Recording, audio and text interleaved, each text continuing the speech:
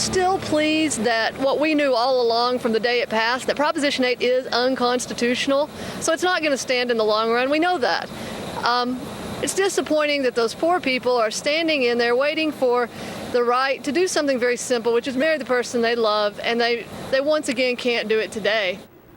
Well, as I mentioned, some breaking news. There's another win today for gay and lesbian advocates in California. Federal Judge Vaughn Walker just ruled same-sex marriages can resume beginning next Wednesday. Last week, the judge made the landmark decision to overturn Prop 8, saying the ban was unconstitutional. Across the country, American sentiment appears to be shifting. In a recent poll, 49% say they support same-sex unions. And joining us now is John Heilman, mayor of West Hollywood, California, where gay couples are already planning to tie the knot next week. Mr. Mayor, how are you this afternoon? Excited. We're a little disappointed that the stay wasn't lifted immediately, but we're excited that we'll be able to resume marrying people next Wednesday after 5 o'clock. How much pent-up demand do you think you're dealing with?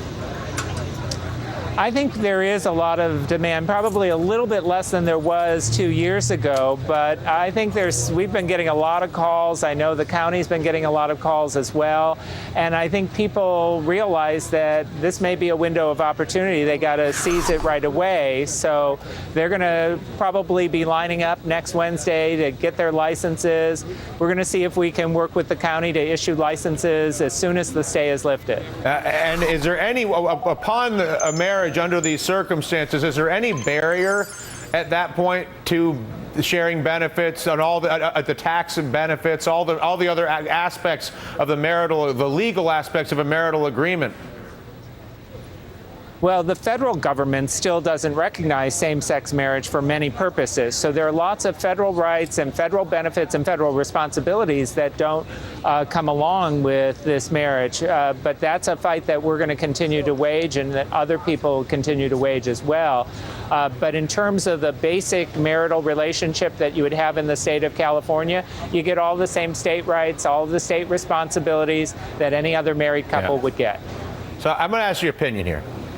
When you see the resistance to gay marriage, political resistance, why do you think the resistance exists? Do you think that people really have a fundamental issue with gay people being married? Do you think people have a fundamental issue with homosexuality, period, and it manifests itself because gay marriage forces that issue? What's the reason to be against gay marriage?